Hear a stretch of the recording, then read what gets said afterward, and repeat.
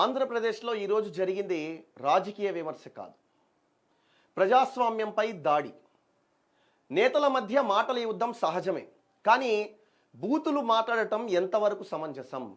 Ambati Rambabu alias ఆంబోతు రాంబాబు మాట్లాడే భాష ఏదైతే ఉందో అతని స్పీచెస్ ఏవైతే ఉన్నాయో ఒక్క ప్రత్యర్థులు మాత్రమే చూడరు, ఒక వైఎస్ఆర్సీపీ నాయకులు మాత్రమే చూడరు.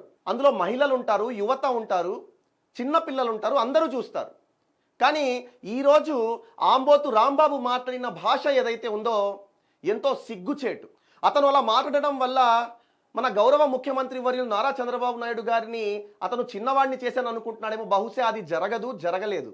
అది ఆంబోతు రాంబాబు యొక్క స్థాయిని మరింత దిగజారు చేసింది. రైట్, దాని గురించి మాట్లాడేందుకు మనతో మన ఆంధ్రప్రదేశ్ తెలుగు మహిళా నాయకురాలు మనతో ఉన్నారు, తెలుగుదేశం పార్టీకి సంబంధించి. అమ్మ చెప్పండి, ఈరోజు ఏదైతే ఇది జరిగిందో ఒక ఆంబోతులా పడి అంబటి రాంబాబు మాట్లాడడంపై మీరేమంటారు? అతన్ని మీరు ఇందాక సారీ చెప్పారు ఆంబోతు రాంబాబు అని, వాడికి సారీ నేను చెప్పను కూడా. ఎందుకంటే అచ్చోసిన ఆంబోతు అంబటి రాంబాబు ఇంకాను వాళ్ళు అధికార పార్టీ వాళ్ళే అనుకుంటున్నారు. విచ్చలవిడిగా ఉంది. ఆ రోజు వైసీపీ ప్రభుత్వం అధికారంలో ఉన్నప్పుడు అరగంట గంట అని మాట్లాడిన ఈ ఆంబోతు ఆ రోజు ఎవరు కూడా వైసీపీ నాయకులు ఖండించలేదు. తర్వాత తెలుగుదేశం పార్టీ అధికారంలోకి వచ్చాక ఇలాంటి రాక్షసుల్ని వెధవల్ని వేరి పారేసేదానికి దుర్మార్గంగా కానీ వాళ్ళు ఏ పద్ధతి ఉపయోగించారో అదే పద్ధతి ఈ రోజు కానీ ప్రవేశపెట్టుంటే ఇట్లాంటి లుచ్చాలు మాట్లాడరు. ఎందుకనంటే సిగ్గు ఎగ్గు లేకుండా సభ్య సమాజం తలవించుకునే విధంగా ఒక చంద్రబాబు నాయుడు గారు ఒక రాష్ట్రానికి ముఖ్యమంత్రి, అంతేకాకుండా దేశంలో కానీ ప్రపంచ దేశాల్లో కానీ గౌరవించదగ్గ వ్యక్తి చంద్రబాబు నాయుడు గారు. ఆ రోజు చూస్తే వైసీపీ ప్రభుత్వంలో ఉన్నప్పుడు అసెంబ్లీ సాక్షిగా ఆయన భార్యని తోలనాడి అవమానించారు. వీళ్ళకి ఎదవలకి ఇంకా సిగ్గు రాలేదు. ఆ రోజు ఆయన కంట నీరు పెట్టుకొని నేను ఇక్కడికి మరలా కూడా ఇలాంటి కౌరవ సభకు కాదు, నేను మనం మనుషులు ఉండే దానికి వస్తానని ఆ రోజు నిష్క్రమించి తిరిగి 175 అని విర్రవీగా ఈ ఎదవల్ని 11కి పరిమితం చేసినా కూడా సిగ్గు రావట్లేదు.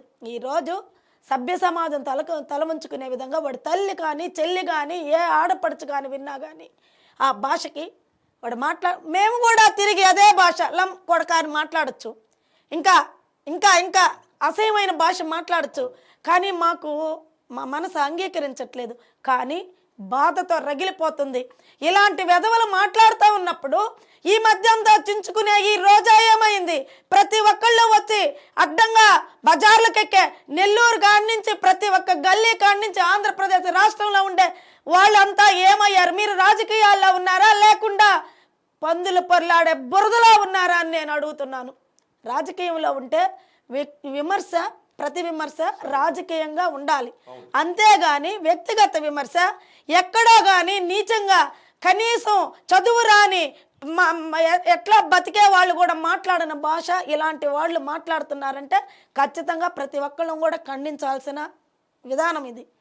నేనైతే మరలా కూడా నేను పోలీస్ స్టేషన్కి మా మహిళలతో పోలీస్ స్టేషన్కి వెళ్ళి ఇతని మీద కేసు ఫైల్ చేయాలని నేను కోరుతాను. ఖచ్చితంగా ఇతని మీద ఎఫ్ఐఆర్ కట్టాలి, ఇతన్ని అరెస్ట్ చేయాలి. ఎందుకంటే మేము తెలుగుదేశం పార్టీ అధికారంలోకి వచ్చాక వాళ్ళు ఏమి ప్రవర్తించినా ఆ రోజు వాళ్ళు చేసినవన్నీ కూడా భరించి మేమున్నామంటే అది చేతగానితనంగా భావిస్తున్నారు. కాదు, అది మా నాయకుడు యొక్క మంచితనము.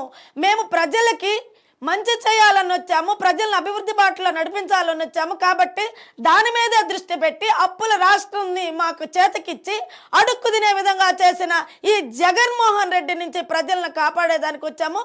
వాళ్ళని మంచిగా నడిపిస్తూ వాళ్ళకి కావాల్సినవన్నీ కానీ నెరవేరుస్తూ అభివృద్ధి బాటలోకి పోతున్నారు. అంతేకాని చేతగాని తనము కాదు. అదే మా ఒక్కొక్క మహిళ ఉగ్రగాళి రూపంలో అయిపోయి ఈ ఆంబోతు నా కొడుక్కి బట్టలోడు తీసి నడి రోడ్లో కొట్టేదానికి సిద్ధంగా ఉన్నామని చెప్పి నేను తెలియపరుస్తున్నాను. కాబట్టి ఇది మాత్రం ప్రతి ఒక్కళ్ళు ప్రతి గుడికెళ్ళి ఎన్ని గుళ్ళు ఉన్నాయో ప్రతి నియోజకవర్గంలో ప్రతి ఊర్లో గుళ్ళకెళ్ళి పూజ చేయాలి అని చెప్పని వెళ్ళిన లుచ్చా వెధవ వీడు ఒక భాష, ఆ భాష మాట్లాడుతున్నాడంటే అంటే మాకు బాధలో కనీసం అవి కూడా వస్తున్నాయి, కడుపు మండి. ఎందుకంటే అతని వయసుకి గౌరవం ఇవ్వలేదు, అతని పదవికి గౌరవం ఇవ్వలేదు, ఒక ముఖ్యమంత్రిని గౌరవం ఇవ్వలేదు. అందుకని ఇలాంటి వాడికి మేమెందుకు ఇవ్వాలి? ఒకరోజు పట్టాభి గారు మాట్లాడితే మా పార్టీ ఆఫీస్ మీదకి వెళ్ళి ధ్వంసం చేసి హత్యాయత్నం చేశారు. కానీ ఈరోజు ఈ క్షణం వరకు కూడా మేము ఓర్పుతో మా అధినాయకుడి ఆజ్ఞ కొరకు వేచి చూస్తున్నాం. కాబట్టి ఇది ప్రతి ఒక్కళ్ళు కూడా, ప్రతి ఒక్క మహిళ, ప్రతి ఒక్కళ్ళు ముందుకు రావాలి. ప్రతి ఒక్క పోలీస్ స్టేషన్లో ఇతని మీద కేసు ఫైల్ చేయాలి, ఇతన్ని అరెస్ట్ చేయాలి. అలా చేసి ఇతని నాలుక, మాకైతే అధికారం కనిస్తే నాలుక కోసేయాలి. అలా చేయగలిగితే ఇలాంటి వాళ్ళు మరలా అంటే గతంలో మనం విన్నాం, గుట్కా నాని రోజా మొన్న కూడా మాట్లాడుతుంది, రే అంటుంది ఒక ముఖ్యమంత్రిని పట్టుకొని. నువ్వు అసలు ఆడదానివేనా? నువ్వు ఆడదానివేనా?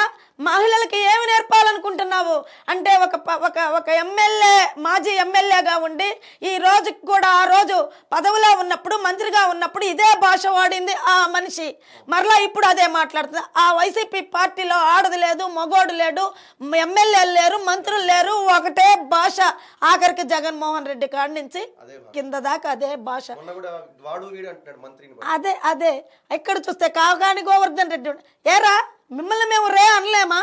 ప్రతి ఒక్కళ్ళని అనగలము, కానీ సంస్కారం ఇంకా భాష, ఎరా నా కొడక అంటాం, ఎరా ఇంకా లమ్ కొడక అంటాం, ఇంకొకటి అంటాము. నేను ఫైనల్గా చెప్పదలుచుకుంది ఏంటంటే, మనుషులు సంసారం చేస్తే పుట్టినవాడు కాదు, దున్నపోతులు సంసారం చేస్తే పుట్టినవాడు. అందుకే వాడు ఆంబోతు. రైట్. ఇంకొక విషయం అండి, మనం రీసెంట్గా కూడా చూసాం. అంటే తెలుగుదేశం పార్టీ అధికారంలోకి వచ్చిన తర్వాత కిరణ్, మీరు చూశారు, కిరణ్ని జస్ట్ అరెస్ట్ చేసి ఏదో జగన్మోహన్ రెడ్డి సతీమణి ఏదో చిన్న మాట ఏదో తూలాడని చెప్పి అరెస్ట్ చేసిన సంఘటన మనం చూసాం.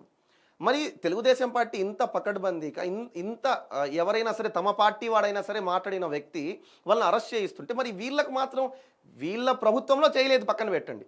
తిరిగి వీళ్ళు అధికారం కోల్పోయినా అంటే వీళ్ళు ఏమని అనుకుంటుంటారని మీరు అనుకుంటున్నారు? వీళ్ళు బరి తెగించారు. వీళ్ళు ఆ రోజు వైసీపీ ప్రభుత్వంలో మెక్కి పంది కుక్కల్లాగా ఆ రోజు మద్యం కానీ మగువలు కానీ ఇష్టం వచ్చిన ఇష్టారీతిగా వాళ్ళు గడిపి ఆ మదం ఇంకా దిగలేదు. మేము ఇంకా అధికారంలో ఉన్నామనే మత్తులోనే ఉన్నారు.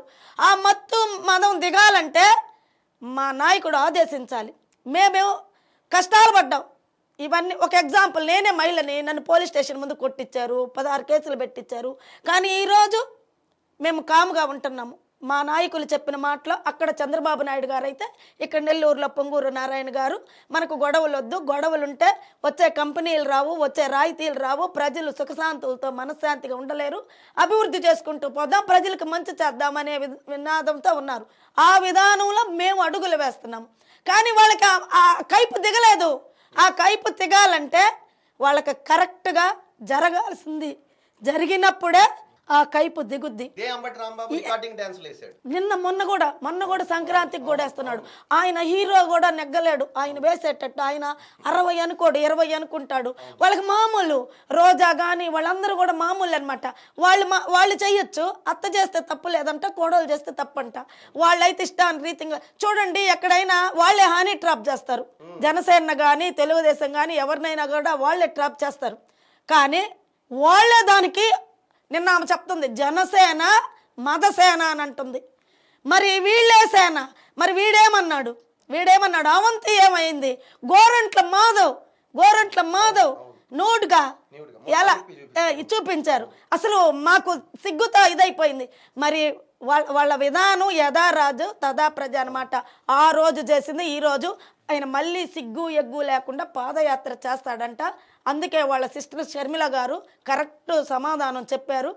నేను ఒకటే అడుగుతున్నా, ఆ రోజు వాళ్ళ ప్రభుత్వంలో ఉన్నప్పుడు, వాళ్ళ అధికారంలో ఉన్నప్పుడు ఉచ్చనీచాల మరిచి చాలా సంస్కారహీనంగా ఘోరాతి ఘోరంగా ప్రవర్తించారు.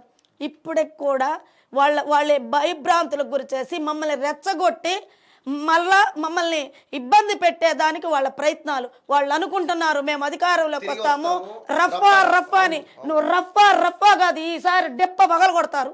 ఈసారి ప్రజలు డెప్ప పగలు కొడతారు. మొన్న 11 ఇచ్చారు, ఈసారి 1 కూడా రాదు. నాకు తెలిసి జగన్మోహన్ రెడ్డి కూడా ఉండడు, జైలుకి వెళ్ళిపోతాడు. అంటే ఆ ఫ్రస్ట్రేషన్ ఉండొచ్చా వీళ్ళు ఇలా మాట్లాడడానికి కారణం? ఖచ్చితంగా అదే ఫ్రస్ట్రేషను. లేదంటే వాడు ఆ భాష మాట్లాడుతుంటే అది అది అది అసలు ఎలా ఉంది, అసలు ఎలా రాజకీయాల్లోకి రావాలి, ఒక ముఖ్యమంత్రినే మాట్లాడంటే ఒక సామాన్య ప్రజానికాన్ని ఇంకే విధంగా మాట్లాడి ప్రవర్తిస్తాడో ప్రతి ఒక్కళ్ళు తెలుసుకుంటారు. ఇక వీళ్ళకి చరమగీతం పాడాల్సిన టైం దగ్గరకు వచ్చింది.